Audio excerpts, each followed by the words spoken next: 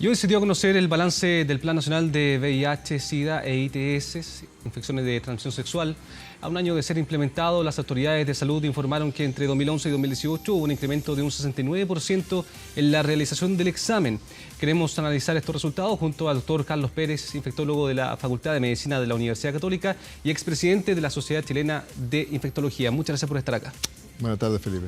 Lo primero, consultarle respecto a las cifras altas que se han entregado respecto al número de personas que han requerido el test rápido de VIH. Se dice que de septiembre a marzo, 104.738. Ahora, pareciera ser una cifra alta, pero en el contexto total de una cifra todavía desconocida que conocemos de personas que portan la infección y que se está buscando justamente que salgan a la luz pública esas personas, ¿es una cifra efectivamente alta o es una cifra que todavía falta por avanzar, por lo menos desde el punto de vista de los test rápidos?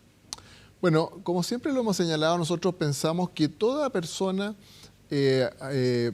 adulta, sexualmente activa, ¿no es cierto?, debiera considerar dentro de sus exámenes rutinarios el examen del VIH. Esa es la única manera de detectar, ¿no es cierto?, algunos casos que pueden no estar aún diagnosticados. Históricamente se concentraba el test, ¿no es cierto?, en personas llamadas de alto riesgo, ¿no es cierto?, y que eran grupos muy focalizados y se perdía la oportunidad, ¿no es cierto?, de diagnosticar esta enfermedad que en muchos casos la portan personas, ¿no es cierto?, que tienen una vida sexual normal como cualquier persona y que han tenido contacto con alguna persona infectada. Por lo tanto, nosotros apoyamos y favorecemos, ¿no es cierto?, el test rutinario amplio a cualquier adulto en este momento, así como se realizan otros exámenes habituales. Ahora, esta cifra en particular, 104.000 test rápidos que se han practicado, ¿llama la atención en particular? ¿Es una cifra efectivamente alta? Sí es una cifra significativa, pero nosotros queremos que siga aumentando. Ojalá que alcance a los millones de personas, ¿no es cierto?, que se realicen el test, así como las personas se realizan sus exámenes de colesterol, de glicemia, ¿no es cierto?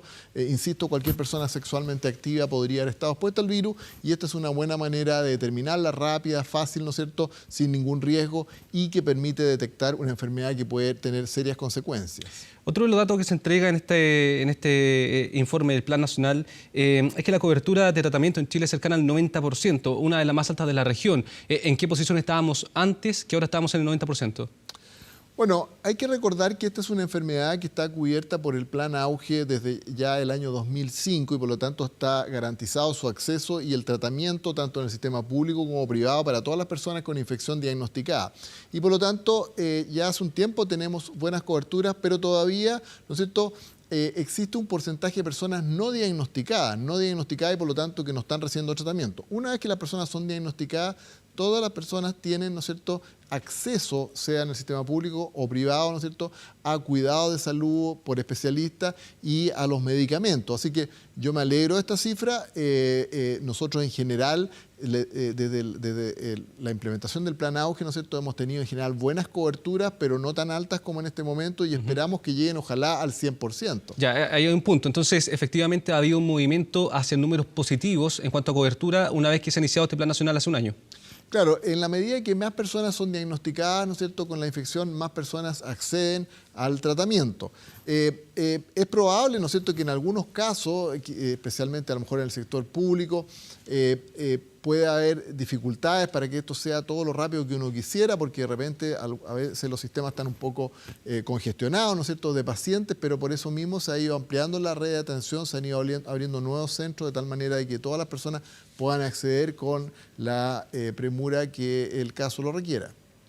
Hay otra cifra que entrega este informe, señala los casos confirmados de VIH entre el periodo 2010-2019, que se ha visto una cifra considerable de personas, por ejemplo, en el 2010 estamos hablando de 2.982 casos, hasta el 2018 donde se habla de 6.948. Lo llamativo no es que aumente, porque es lo que uno espera, ¿no?, que vaya aumentando la cantidad de casos confirmados en la medida que la información va llegando a la gente y la gente también se va informando respecto de VIH, haciéndose los test, por ejemplo. Ahora, ¿hasta qué cifra podría llegar? ¿Cuántos son los casos no confirmados, no conocidos de gente? ¿Y hasta qué número podríamos llegar? ¿10.000 personas? ¿15.000 personas? ¿Cuál es la estimación que tienen ustedes respecto a aquello? Mire, eso es bastante difícil de saberlo con exactitud, pero claramente nosotros pensamos que por lo menos deben existir más de 20.000 personas que aún no han sido diagnosticadas. O sea, todavía hay un delta bastante amplio de una brecha que subsanar. Quedan personas, siempre como le digo, un dato que es difícil de estimar con precisión, pero nos vamos acercando a ese gap, ¿no es cierto? Recordemos que la Organización Mundial de la Salud recomendó hace unos años atrás lo que se ha llamado el plan 90-90-90 para el año 2020, que consistía en que ojalá el 90% de las personas infectadas en el mundo estén diagnosticadas, el 90% de ellas en tratamiento y el 90% con virus completamente suprimido con el tratamiento. Nosotros estamos todavía, se estima alrededor del 70%. Lo voy a interrumpir un segundo. Y volvemos acá al estudio junto al doctor Carlos Pérez, con quien estábamos conversando respecto a cifras entregadas del Plan Nacional de VIH, SIDA e ITS. Habíamos quedado justamente en este delta que existía entre los casos que están confirmados y conocidos actualmente, 6.948 para 2018 decíamos, durante este año son 1.910, pero decíamos que existía una brecha amplia todavía por descubrir de personas que portan el virus. Usted señalaba que eran aproximadamente 20.000. ¿Cómo eventualmente se puede abarcar esa cifra alta que implica más de la mitad de los casos que se conocen hoy en día? Claro, esa es una cifra estimada, pero que en general creemos que está basada en datos bastante confiables y por lo tanto hay que seguir, ¿no es cierto?, en la pesquisa y en la oferta del test, ¿no es cierto?, para que todas las personas se realicen este examen, que insisto es un examen simple, en muchos casos completamente gratuito, rápido, ¿no es cierto?, y que permite detectar precozmente una enfermedad que además tiene una muy buena cobertura por el plan auge, ¿no es cierto?, y por lo tanto evita el poner a las personas en tratamiento, les evita complicaciones y también transmisión a otras personas del virus, porque con el tratamiento, ¿no es cierto?, el virus se hace menos transmisible. Hay un punto muy importante dentro de este plan nacional que tiene que ver con el tema de la prevención, ¿no? Hace un llamado a todos los grupos de riesgo en particular y ha llamado la atención durante esta semana y también ha generado esta discusión pública el tema de un proyecto que ha anunciado el gobierno para poder entregar educación sexual en los colegios públicos, también en los particulares, desde quinto básico, señalando que actualmente se hace desde primero medio. ¿Apunta hacia el lugar correcto? ¿Es lo que se debe hacer a nivel nacional desde el punto de vista, digamos, de científico? Bueno, nosotros siempre hemos señalado que es muy importante que los niños, ¿no es cierto?, desde muy pequeños conozcan acerca de la sexualidad normal, de la existencia de enfermedades de transmisión sexual y de la manera de prevenirla. Por supuesto que la educación tiene que ser adecuada al nivel, ¿no es cierto?, a la edad de los niños y por lo tanto las personas que van a entregar esta información deben estar bien capacitadas y bien informadas, porque no sería correcto, ¿no es cierto?, que a un niño que recién está descubriendo se le expliquen cosas que no va a comprender. Entonces hay todo un flujo que tiene que ser de una manera muy pedagógica, pero sí creemos que desde la temprana infancia deben conocer, ¿no es cierto?, y porque recordemos que la edad de comienzo de actividad sexual es cada vez más precoz, ¿no es cierto? Hay niños, cuando uno piensa que los niños andan haciendo un tipo de actividad, ¿no es cierto?, ellos ya están en conductas sexuales de potencial riesgo y por lo tanto deben, al llegar a ese momento, ya estar muy bien informados de que existe esta enfermedad y de que hay maneras de prevenirla. Entonces, el consenso, digamos, de la comunidad científica nacional respecto a que se tiene que partir en quinto básico, lo pregunto también porque hay muchos padres que, claro, se muestran contrarios porque dicen, pasan a llevar lo que es la educación interna de familia respecto a la educación sexual, que se tiene que estar metiendo el Estado eventualmente frente a este tema que es tan subjetivo, tan personal también. Yo creo que es comprensible, ¿no es cierto? Yo creo que esto es complementario a la educación que pueden entregar los padres, que es muy importante. Muchas veces los padres, de hecho, tienen temor o sienten un poco de pudor o no saben cómo enfrentarlo muchas veces, ¿eh? Y lo peor que puede ocurrir es que los niños se enteren conversando entre ellos o que accedan a Internet. Cualquier niño puede acceder, ¿no es cierto?, a través de su teléfono celular a Internet y ver, digamos, páginas pornográficas, etcétera, donde definitivamente van a aprender una sexualidad que no es la correcta, ¿no es cierto?, ni no es la normal, y por lo tanto lo mejor es que sean educados, ¿no es cierto?, en qué es lo normal, qué es lo correcto, cuál es la manera, ¿no es cierto?, de enfrentar estos temas, con toda, por supuesto, el respeto a la diversidad que pueda existir, pero de una manera pedagógica y apropiada y con base científica. Hay otro punto ahí de discusión respecto a esta educación sexual desde quinto básico que, claro, por un lado están los colegios, digamos, que son parte del Estado y donde el Estado puede, digamos, impartir a lo que ellas propongan respecto a educación sexual, pero tenemos también los particulares, los colegios privados. Ahí se habla de lo que se conoce hasta el momento del proyecto, que se va a buscar tener una base mínima para poder hablar de educación sexual. Ahora, ¿cómo se puede entrar a esos colegios para que lo que se entregue ahí también sea lo más parecido posible, lo más en el mismo camino posible a los recintos municipales? Tomando en consideración que cada colegio particular también tiene su propia visión, su propio plan de educación y que los padres también han elegido ese colegio por esa visión en particular. Bueno, eso es completamente respetable, pero a mí me parece personalmente que el Estado y el Ministerio de Educación, ¿no es cierto?, deben exigir contenidos mínimos y básicos que todo niño, independiente del lugar donde estudie, debe conocer respecto a la sexualidad normal y a los riesgos potenciales de transmisión de enfermedades que se transmiten por esta vía. Eso me parece que es absolutamente obligatorio.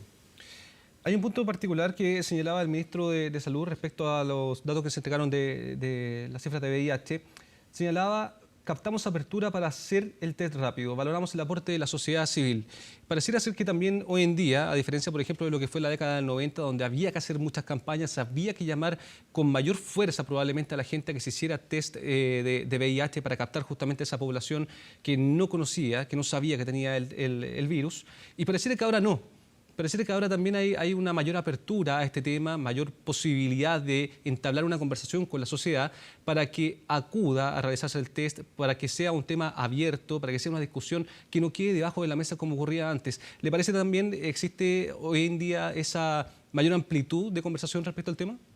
Yo creo que definitivamente sí, pero también, como siempre lo hemos insistido, se tiene que dar la facilidad, ¿no es cierto?, para que especialmente jóvenes puedan acceder a estos test, porque uno le puede explicar, le puede hablar de la importancia del test, pero si el joven no tiene dónde ir a hacerse el test o le da vergüenza, no sabe quién preguntar, ¿no es cierto?, llega a un consultorio o a un centro de atención, ¿no es cierto?, hay una tremenda fila de personas que vienen a atenderse por patología y no por un test diagnóstico, finalmente se va a terminar yendo. Entonces, hay que facilitar, hay que acercar, ¿no es cierto? Esto, por ejemplo, a mí me parece que estas campañas de favorecer, ¿no es cierto?, en los lugares de diversión, en la playa, en el colegio, ¿no es cierto?, este bus, ¿no es cierto?, que lleva la posibilidad de hacer test rápido en los lugares donde están los jóvenes, es muy positivo porque acerca al joven, ¿no es cierto?, a el lugar donde puede realizarse el test de una manera fácil, rápida, confidencial, ¿no es cierto?, y donde se siente cómodo. Porque la mayoría de los jóvenes, insisto, imagínense un joven de 17, 18 años, ¿no es cierto?, y sobre todo de un nivel, digamos, a veces con dificultades, digamos, de acceso a la atención de salud, no va a llegar si no lo vamos a buscar, si no le ofrecemos, si no le damos facilidades. Doctor, vemos que el plan ha avanzado de forma positiva, todavía queda muchísimo por hacer respecto a este tema, pero preguntarle a usted desde su perspectiva hacia dónde se deberá avanzar ya durante este año en particular, ya habiendo planteado el tema del 2018. Bueno, yo creo que es importante implementar todo lo que se ha dicho. El plan es muy bueno, muy completo, pero ha habido algunas cosas que se han demorado más de lo que nosotros quisiéramos. Por ejemplo, el programa de PrEP, que es de profilaxis preexposición. Esto significa que a personas que están expuestas al riesgo se les puede administrar un medicamento, que es un medicamento que se usa para el tratamiento, pero en este caso con una, digamos, idea de prevenir la infección. O sea, uno toma este medicamento y aunque se ponga el virus, no se va a infectar. Ese es un programa que ya está recomendado por la Organización Mundial de Salud, está disponible en muchos lugares del mundo, está en el mundo privado. Nosotros en la Universidad Católica lo tenemos ya desde el año pasado, ¿no es cierto?, este programa, pero en el mundo público y en forma gratuita, ¿no es cierto?, todavía no se ha implementado. Yo entiendo que no es fácil, hay una serie de temas administrativos, de infraestructura, de personal, etcétera, y entiendo que ha estado trabajando el Ministerio, según me he informado, ¿no es cierto?, en el próximo mes ya partiría esto definitivamente con algunos miles de personas que partirían con esto, pero esto se ha demorado más de lo que nosotros quisiéramos y debería estar ya implementado. Perfecto. Doctor Carlos Pérez, infectólogo de la Facultad de Medicina de la Universidad Católica, muchas gracias por haber estado con nosotros en Noticias 24. Buenas tardes, gracias a ustedes.